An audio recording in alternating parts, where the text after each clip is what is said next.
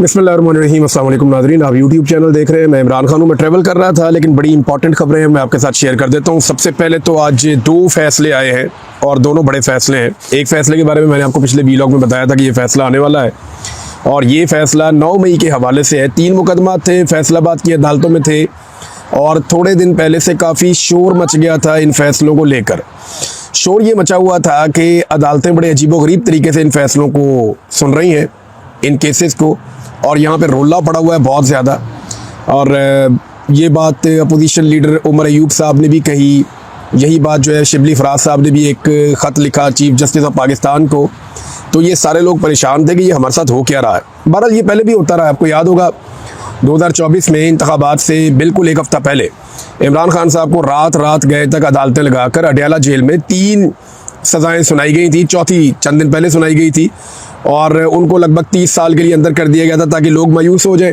फिर लोगों ने अपनी मायूसी का इजहार किया 8 फरवरी 2024 को, और इतने वोट डाले कि एस्टेब्लिशमेंट की सिटी गुम हो गई, और उनको सिर्फ एक ही रास्ता मिला कि वोट छोड़ो, गिनती विनती छोड़ो, जाली फॉर्म 47 जारी कर देते हैं और फिर अदालतों को कंट्रोल करके इस हुकूमत को बचा लेंगे।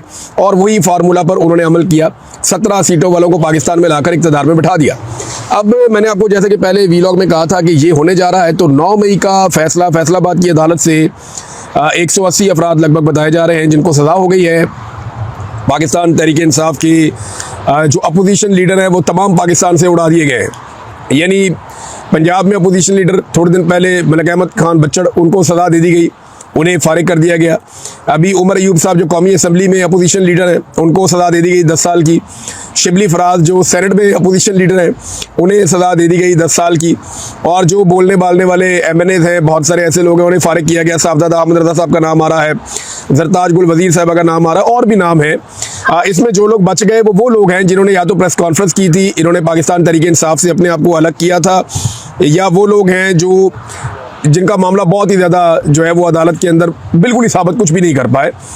अब इसमें जो है वो जज साहब ने खुद लिखा इस फैसले में कि जो स्टार गवाहान हैं वो झूठे साबित हो गए हैं, क्योंकि इन्होंने कहा कि लाहौर वाली मीटिंग में फवाद चौधरी मौजूद थे, लेकिन फवाद चौधरी ने साबित किया कि वो लाहौर वाली मीटिंग में नहीं थे, लिहाजा फवाद चौधरी साहब बाइज्जत बरी हो गए। अब इन्हीं झूठे गवाहों की गवाहियों के ऊपर, यानी पहले अदालत कहती है कि ये गवाह झूठे हैं, इन्होंने झूठ बोला हुआ है, अब उन्हीं झूठे गवाहों की गवाही की बुनियाद के ऊपर सज़ा सुना दी गई पाकिस्तान तहरीक इंसाफ के पार्लियामेंटेरियंस को। यानी एक तरफ कहते हैं गवाह झूठे हैं, अदालत का फैसला कह रहा है कि झूठे साबित हो गए, इन्होंने वो काम जो ये कह रहे हैं, जिस तरह से ये कह रहे हैं उस तरह नहीं हुआ, और साबित नहीं हो रही इनकी गवाही।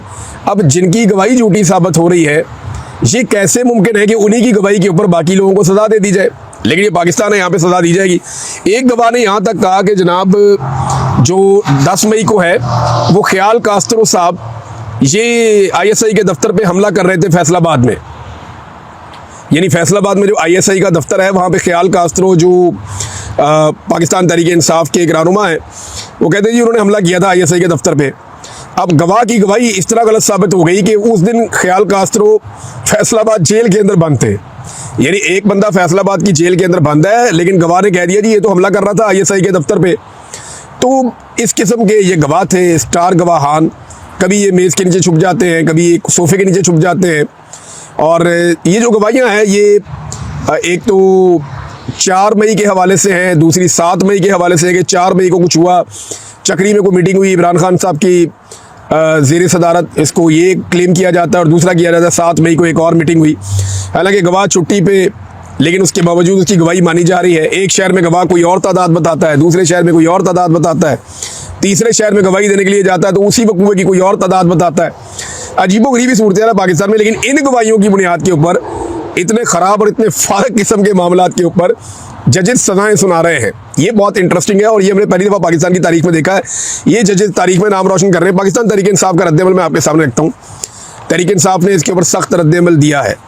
फैसलाबाद की इंसदाद दहशतगर्दी की अदालत की जानिब से कायदे हिज़्ब इख्तिलाफ कौमी असम्बली उमर अयूब खान और कायदे हिज़्ब इख्तिलाफ यानी opposition leader Shibli Faraz senate के अंदर, और सुन्नी इत्तेहाद काउंसिल के चेयरमैन साहबजादा हामिद रज़ा, कौमी असम्बली में पार्लिमानी लीडर जरताज गुल वज़ीर, यानी सारे जो नाम कहीं ना कहीं कोई ना कोई काम कर रहे थे सारे उड़ा दिए पकड़ के, और दीगर कारकुनों को 9 मई के झूठे मनगढ़ंत और सियासी इंतकाम पर मबनी मुकदमात में सजाएं देने के फैसले पर रद्दअमल आया पाकिस्तान तहरीक इंसाफ का।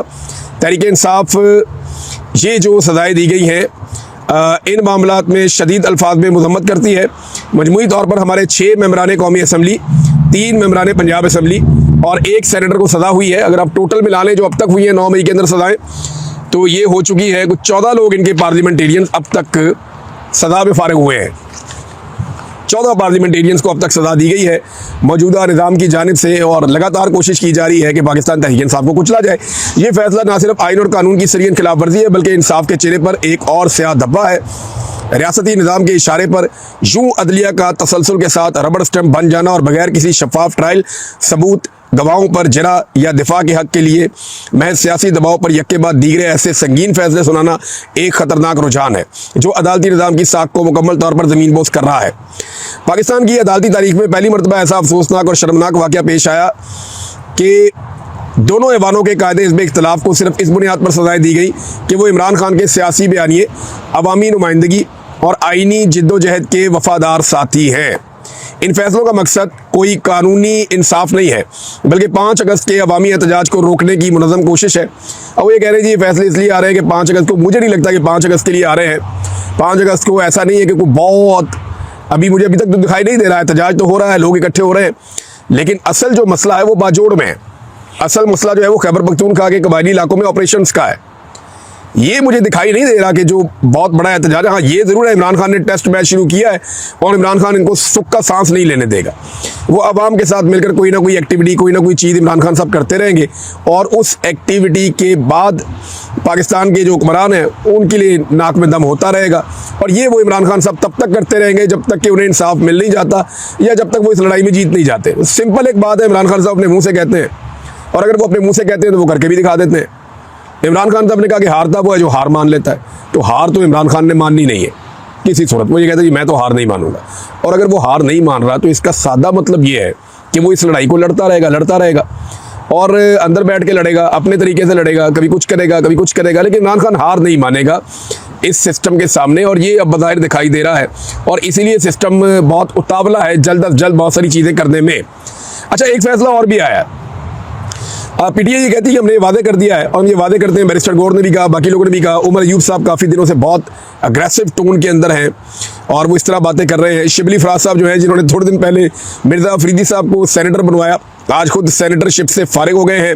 लेकिन याद रखिएगा, मिर्ज़ा अफरीदी फारिग नहीं होंगे सेनेटरशिप से, क्योंकि वो बहुत अच्छे इंसान हैं, उनके बड़े अच्छे ताल्लुकात हैं, वो बड़े ज़बरदस्त आदमी हैं, वो कभी फारिग नहीं होंगे सेनेट की नशिस्त से। बाकी सारे भी फारिग हो जाए ना, वो क्या कहते हैं, सुनिया हो जाए गलियाँ तो मिर्ज़ा यार फिरे, ये वो वाला मिर्ज़ा ये नहीं फारिग होता, बाकी सारे फारिग हो जाएंगे। और जनाब पीटीआई कह रही है जी इमरान खान का विजन हमारे दिलों में जिंदा है, और जितना मर्जी अदलिया हम पे बोझ डाले, अदलिया अब खुद इस फस्ताई निज़ाम का हिस्सा बन चुकी है, और हम आवाम से मुखातिब हैं कि वो सच और इंसाफ के इस काफिले में इमरान खान का साथ दे। आज़ादी इतनी करीब आती जा रही है जितना जुल्म बढ़ता जा रहा है, ये पाकिस्तान तहरीक इंसाफ ने कहा। दूसरा फैसला पाकिस्तान तहरीक इंसाफ के लिए 31 जुलाई के आज के दिन ही एक और आ गया। ये जो एक और फैसला है ये भी बड़ा इंपॉर्टेंट है। तहरीक इंसाफ के रहनुमाओं और कारकुनों के रावलपिंडी की इंसदाद दहशतगर्दी की अदालत ने आला क़यादत के खिलाफ सियासी बुनियादों पर बड़ी तादाद में नाकाबिले ज़मानत वारंट गिरफ्तारी जारी कर दिए हैं, और ये 26 नवंबर के हवाले से हैं। यानी 9 मई को बंदे किसके मरे? पाकिस्तान तहरीक इंसाफ के मरे। और मुकदमे किन पे हुए? पाकिस्तान तहरीक इंसाफ पे हुए। और अब नाअहलियाँ किन की हो रही है? पाकिस्तान तहरीक इंसाफ की हो रही है। दोबारा इलेक्शन के अंदर कौन जीतेगा? तहरीक इंसाफ तो नहीं जीतेगी। जाली फार्म 47 जारी किए जाएंगे और उसके लिए लोग धड़ाधड़ पैसा लगा रहे हैं। जनाब हमें बना दें MNA, हमें बना दें MPA, हमें बड़ा शौक है। बहुत सारे सरमायाकार इस खेल के अंदर उतर जाएंगे। आने वाले दिनों में आप तमाशा देखेंगे, आपको बड़ा मजा आएगा। पाकिस्तान का निज़ाम मजीद नंगा होगा। और अब जनाब बहुत सारे वारंट जारी कर दिए गए 26 नवंबर के हवाले से एहतजाज के बारे में। और मज़े की बात यह है कि 26 नवंबर को भी कत्लेआम पाकिस्तान तहरीक इंसाफ का हुआ था। जो बंदे गायब हुए वो पाकिस्तान तहरीक इंसाफ के हुए, जिन लोगों को गोलियां लगी वो पाकिस्तान तहरीक इंसाफ के लोग हैं। लेकिन एक भी मुकदमा वहाँ पे नहीं हुआ। जो एहतजाज करने वाले पुरअमन मुजाहिरीन थे, इससे पहले बहुत लोग आए हैं, इससे पहले बेशुमार लोग आते रहे। PMLN आती रही है, पीपल्स पार्टी आती रही है, जमात इस्लामी आती रही है, फजल रहमान साहब आते रहे। इमरान खान साहब के दौर में सारे आए हैं और इमरान खान साहब ने उनको बैठने दिया, आके एहतजाज करने दिया। ये तो दर्दे दे के वापस जाते रहे, तो इमरान खान साहब ने कुछ नहीं कहा। तो मामला ये है कि अब इस वक्त उस एहतजाज के नतीजे में शेख वकास अकरम, कमल शोजब, कर्नल रिटायर अजमल साबिर, अलीमा खान, उमर अयूब और साबिक सदर पाकिस्तान आरफ अलवी साहब के भी मुकदमात नाकाबिले वारंट जारी कर दिए गए हैं। ये पाकिस्तान का निज़ाम एक एक करके अपने सारे कपड़े उतार रहा है। और वो शहीद अरशद शरीफ भाई ने कहा था ना कि बादशाह नंगा है, तो बादशाह वाकई नंगा है और क्या खूब नंगा है। अब हर तरफ से नंगा दिखाई दे रहा है और पाकिस्तानी कौम के सामने उसके कपड़े पड़े हुए हैं और बादशाह नंगा फिर रहा है और उसका नंगापन नज़र भी आ रहा है। लेकिन वो बज़िद है कि उसने ऐसे ही फिरना है और उसे कोई नंगा ना कहे। जो उसे नंगा कहेगा वो उसे नंगा करके मारेगा या उसे अगवा कर देगा, जबरी तौर पे लापता कर देगा, या उसके साथ कोई और ज्यादती की जाएगी, उसका कारोबार तबाह कर दिया जाएगा, या अल्टीमेटली उसको अपना देश छोड़कर भागना पड़ेगा। ये नाज़रीन सूरत हाल है। और इसी तरह थाना कराची कंपनी इस्लामाबाद के मुकदमा नंबर 1193 में इस्तदाद दहशतगर्दी अदालत रावलपिंडी ने भी नाकाबिले ज़मानत वारंट गिरफ्तारी जारी कर दिए हैं। और साबिक सदर पाकिस्तान आरफ अलवी, अलीमा खान, अली अमीन गंडापुर, उमर अयूब, शेख वकास, हामिद रज़ा, शिबली फराज, फैसल जावेद, शानदाना गुलजार, सलमान अकरम राजा, रऊफ़ हसन, मुराद सईद, असद कैसर, हमाद अजहर, आतिफ खान, शुएब शाहीन और सेनेटर आज़म खान सवाती इसमें शामिल हैं।